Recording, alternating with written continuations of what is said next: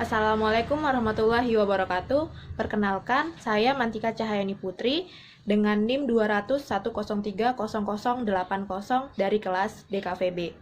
Dan ini video persembahan saya tentang jawaban ujian tengah semester dari mata kuliah Kewarganegaraan. Nomor 1.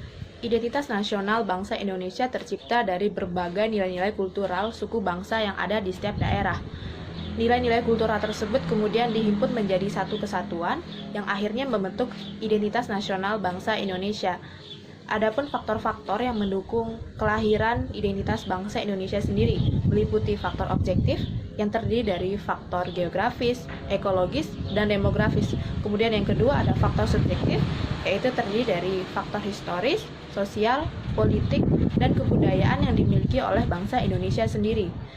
Selain itu, bangsa Indonesia mengalami sejarah yang cukup panjang sampai terbentuknya bangsa yang seperti sekarang ini. Faktor sejarah tersebutlah yang menjadi donatur yang cukup besar dalam perkembangan identitas nasional, dan hal tersebut tidak terlepas dari budaya yang merupakan hasil dari sejarah tersebut. Kepribadian dan jati diri bangsa Indonesia dituangkan dalam Pancasila harus dilacak dalam sejarah pada masa lampau seperti pada zaman Kerajaan Majapahit, Sriwijaya, dan kerajaan-kerajaan yang sudah terdahulu. Oleh karena itu, akar-akar nasionalisme Indonesia yang berkembang dalam perspektif sejarah sekaligus juga merupakan unsur-unsur identitas nasional. Nomor 2, unsur identitas nasional. Yang pertama ada bahasa Indonesia yang merupakan bahasa nasional. Yang kedua ada bendera merah putih yang merupakan bendera negara Indonesia. Kemudian yang ketiga, ada lagu Indonesia Raya yang merupakan lagu kebangsaan negara Indonesia. Kemudian yang keempat, burung Garuda yang merupakan lambang negara Indonesia. Yang kelima, Bhinneka Tunggal Ika yang merupakan semboyan negara Indonesia. Yang keenam, Pancasila yang merupakan ideologi negara Indonesia. Kemudian yang ketujuh, Undang-Undang Dasar 1945 yang merupakan konstitusi negara Indonesia. Yang kedelapan, Negara Kesatuan Republik Indonesia yang merupakan bentuk dari kenegaraan Indonesia. Dan yang kesembilan, kebudayaan di berbagai daerah yang pada akhirnya menjadi budaya nasional. Terakhir, konsepsi wawasan tentang Nusantara yang menjadi cara pandang bangsa Indonesia. Nomor 3, yang pertama ada pengertian identitas fundamental, yaitu identitas yang bersifat mendasar atau pokok, dan dalam hal ini Indonesia memiliki identitas fundamental yaitu Pancasila.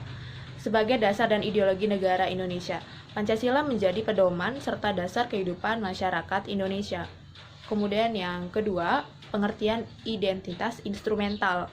Indonesia memiliki identitas instrumental, yaitu Undang-Undang Dasar 1945 sebagai konstitusi negara Indonesia, lagu Indonesia Raya sebagai lagu kebangsaan, bendera merah putih, bahasa Indonesia sebagai bahasa pemersatu, serta Garuda Pancasila sebagai lambang negara.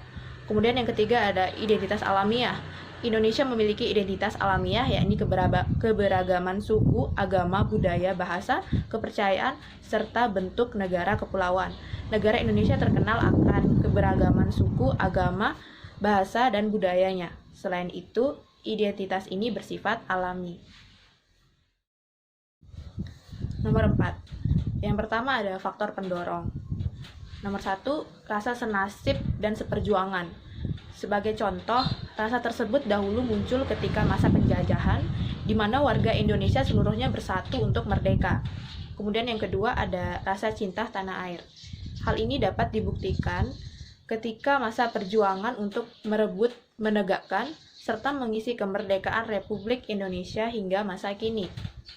Kemudian yang ketiga ada rasa ingin bersatu. Satu di antara banyak peristiwa yang menunjukkan sebuah keinginan masyarakat Indonesia untuk bersatu, yaitu Sumpah Pemuda pada tanggal 28 Oktober tahun 1928. Seluruh rakyat Indonesia ingin bersatu di dalam semangat perjuangan yang sama, tentunya sesuai cita-cita nasional. Kemudian yang keempat, ada antisipasi dari ancaman asing. Ada berbagai bentuk ancaman dari pihak asing seperti upaya pengambilan wilayah atau pulau paling luar di Indonesia. Kemudian yang kelima ada budaya gotong royong. Budaya gotong royong sendiri adalah ciri khas kepribadian bangsa Indonesia yang secara turun-temurun tetap dijaga dan dipertahankan hingga saat ini. Kemudian yang keenam, ada wujud ideologi nasional.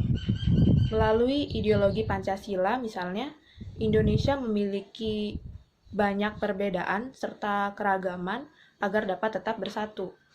Ini karena nilai-nilai Pancasila yang diterapkan dalam kehidupan bermasyarakat, berbangsa, serta bernegara.